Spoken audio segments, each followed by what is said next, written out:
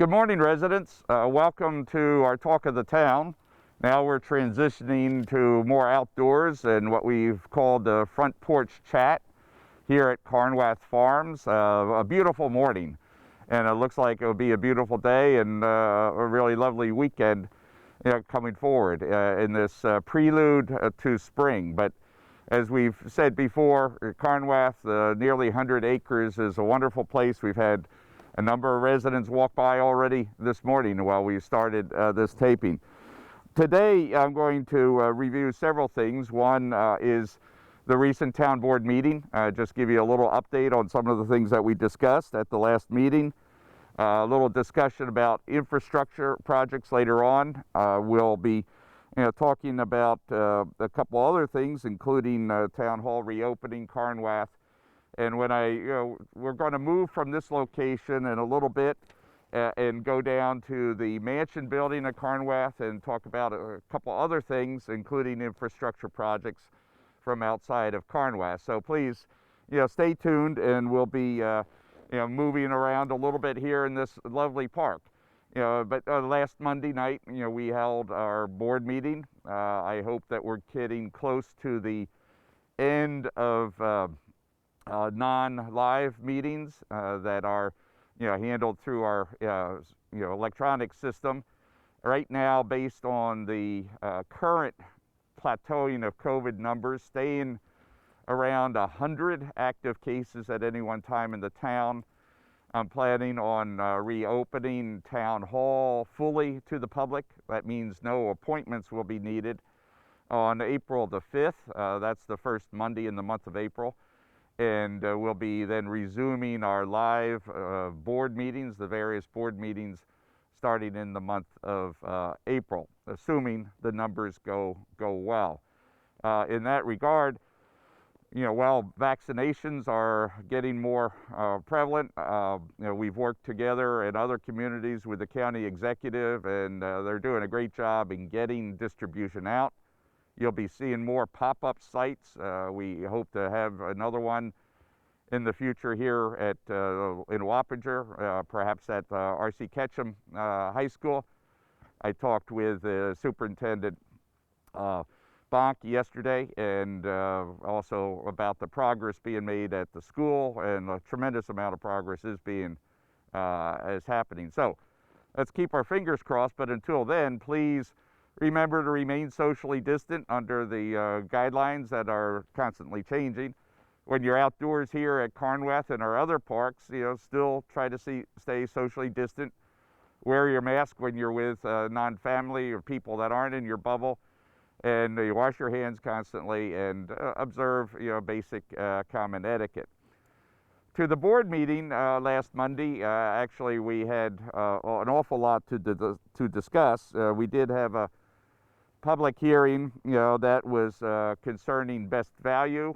This is a way that, as towns and other municipalities are required to have public bidding, to the extent that there is some value that may not be obtained during the bidding process, we have now the authority to accept some other pricing structures under a best value process. We did review. I hope that you all had the chance to listen to Rob Stuck from MSTAR. They gave an excellent report on the services, and I think kind of really unique services that the town of Wappinger receives from MSTAR. Excellent report where actually the time from the first call to getting to the house is under 8 minutes in the town. We continue to have 24/7 service. If anyone is interested in the PowerPoint, the statistics that he shared with the community in summary form, please let me know. We'll be happy to provide them to you. We had further discussion from our town engineers about a couple projects. This is including the construction of a new ADA compliant bathroom and septic system out at Robinson Lane, particularly for the Challenger League athletes. And we're moving ahead in that direction thanks to, in part, to a $90,000 grant that we received, and we're hoping to start that process in the not too distant future. Similarly, we are doing other work with respect to security, safety of the town. We're getting close to finalizing the recommendations with respect to our Wildwood sewer extension. You'll recall we have to decommission that plant, and the plans are to run it down New Hackensack Road into the tri-municipal connection. And also we're hoping that we can get Woodhill Green online. I also 2 days ago had a good meeting with the candidate on the Democrat and Republican lines for mayor of Village of Wappinger Falls, Rick Serino, and we are both committed to getting that and the water connection done as soon as possible. We continue to expand our program for neighborhood signs. You heard what was the first of several discussions with respect to the signs that will go in other neighborhoods in the town, such as like at Fowler House, Didell, and some of these were old historical hamlets that don't exist anymore, and others were neighborhoods as the town developed over time. But we're trying to spruce up the town, give more local neighborhood identity. Also, another ulterior motive is that it allows us to actually cover up some of the sewer and water pump stations that may be existing, and we hope that then the local community will take a proactive role in helping to plant flowers, keep it looking nice, and the town will work with you all on that. In connection with some future activities, since Wappinger was a native homeland for the Wappinger Indian, the Lenni Lenape Indians, some other local tribes, and the fact that we have actually no recognition for them other than our name in the town, we are considering having commissioned a statute for Chief Daniel Ninum, and we're had some discussion with respect to that during the board meeting. Also, I proposed during the board meeting for the board to receive it 2 new committees. One would be the Community Affairs Committee, and this is designed to replace what has been defunct over the last couple years, Recreation Committee. We would have started that last year, but for COVID, and since we had to eliminate our activities, particularly events such as Community Day.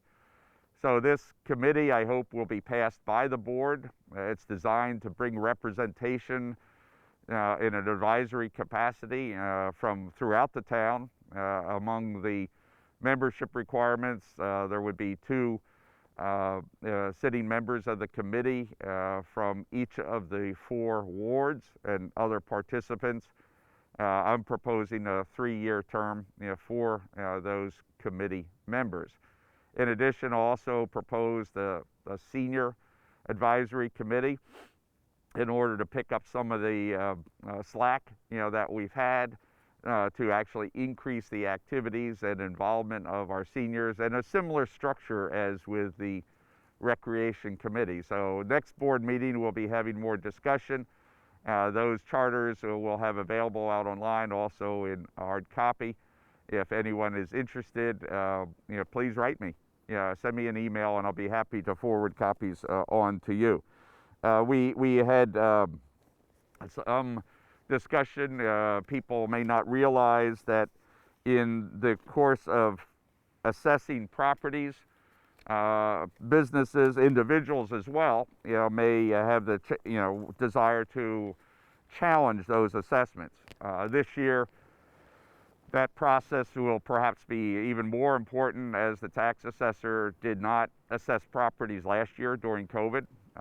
He decided to give it a break. This year there will be new assessments because some of the sales throughout the town are probably at artificially high values. The residents should pay particular close attention to it. and there will be a grievance day process again this year that you can file, and there will be more information out there. But with respect to businesses, our businesses have always been challenging the various assessments. We had a very significant assessment dispute relating to the Alpine Commons site, which is what we call BJ's Plaza, informally. New owners are there, and the original tax assessment was above $20 million and was our largest assessed property, which is important, particularly for our fire districts, because they get a lot of revenue from the business side of the assessments. The case has been settled. It's what we call a tax certiorari settlement, which the board approved because there was no refunds that we had to worry about that would have an impact on our financials. And in addition, the settlement came in where we were hoping it would, around $18 million. So that means that until the plaza gets going, we'll be getting still a good return on the tax base from there.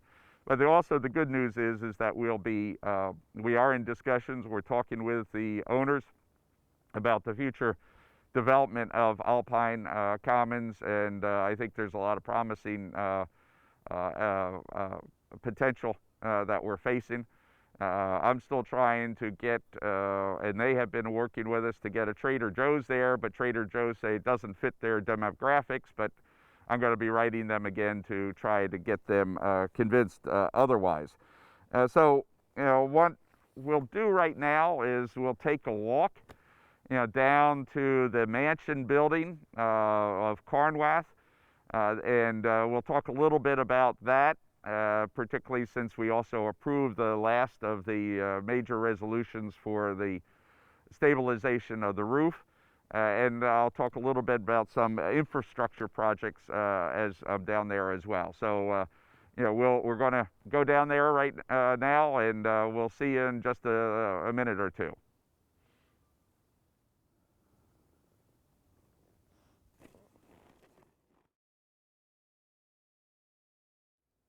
We're now standing in front of the historic mansion building here at Carnwath. This is what greets you as you come in. And this building has been the subject of much discussion in the board and support in the board to do something further about it. A few weeks ago, we approved a resolution that will result in putting a membrane covering over the roof, and that will help to stabilize the roof. There is ongoing leaking because the old system up there has been deteriorating. And then we've also approved for having some additional work done on the Yankee gutter system. There's over on the side of the building, there's a couple spots where it is falling apart, and those will be shored up. And then at the last meeting on last Monday night, we talked about taking down 2 of the chimneys that are there, and because there's a lot of missing mortar and grout, and there's a concern with the high winds that come here into the town that they could get blown down. So those projects are designed to help us stabilize so we can be getting inside. As you know, the board has made a commitment that by July next year, 2021, we will have been making decisions on what we're going to do going forward. It's my hope that in the meantime, once we're able to get inside, we'll be able to do a more specific look at what needs to be done to the interior. Then perhaps in a combination of town funds, grants, and then volunteers, we can get to work really fixing this place up. In addition to that, we are continuing to look at a number of major infrastructure projects and making really good progress with respect to sewer and water expansion in the town, taking care of a number of other issues relating to our sewer plants, And so that infrastructure is going to move ahead. We're getting a little bit of a slight boost from the COVID aid package that was passed by the Congress, and the town of Wappinger is earmarked to get $2.93 million out of that. There'll be discussions in the board, hopefully at a workshop in early April, concerning where we might spend those monies going forward, largely for infrastructure, but I think also for some other activities. So, it's a lot happening here. We're looking at all elements of improving the quality of life, which has been the principal goal. Challenges during the past 3 years of my administration. In this particular park, we've had full board support, and we've had particularly this lovely park sits actually in Ward 2 of the town. That's Angela Bettina's ward. So she's been very supportive. The ward right next to it, Ward 1, which is Bill Beal's ward, he's been, of course, a supporter for many, many years. Councilman Chris Phillips and Al Casella have been working also with us, the town staff, town board, and residents on other improvements to parks within their particular ward. So please stay tuned. Things such as Robinson Field, which is in Mr. Casella's ward, has been really a major focus of him and the town board. Rockingham in his ward, Quiet Acres, Spook Hill, both in Chris Phillips' ward. So you'll be seeing more concerning that and their efforts to improve there and other ways the quality of life. I'll just end on one, wishing everybody a really happy St. Paddy's Day. As you know, we have a videotape that is running that our videographer, Mike Miner, had prepared with the full support of the amazing Dutchess County Parade Committee, St. Paddy's Parade Committee. And again, that's on our cable channels, 2235 at 2 and 8 p.m.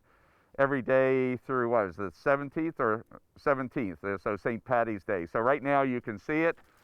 Also, I want to remind people that, the highway construction by the county is going on. Old Hopewell Road is getting ready to, renew, the activity now that the winter is largely behind us, and the road bed is more workable because the frost and permafrost is gone.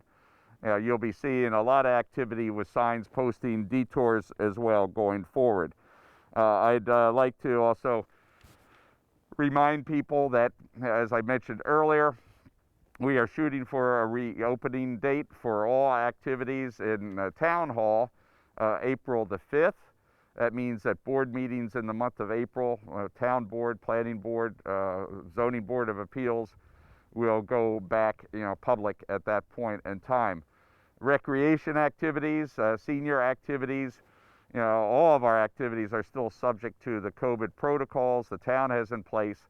So we remind you, as you come into the town or other activities, please observe the social distancing, mask wearing, social etiquette, washing your hands, those various protocols that you've gotten used to. And please get out where you feel that you can and you feel it's safe to get vaccinations. In order for the herd immunity to work, the medical doctors are all saying it takes about 80% of the people to be vaccinated. But during the next few weeks and month, I think the opportunities for most of our residents will to be vaccinated, if you want to do it, will be available. I have received my first vaccination dose of the Moderna vaccine. Being a senior, I was able to get that, and I had really no effects at all, other than just a little bit of soreness in the right arm. I'm scheduled later this month to get the second of the Moderna shots. And one last thing, for those that are watching this right now, on Sunday, Daylight saving time again begins, so remember to move your clocks forward 1 hour. So until you're able to come out and enjoy the lovely outdoors here at Carnwath and our other parks, please stay safe and remain well. Take care, folks.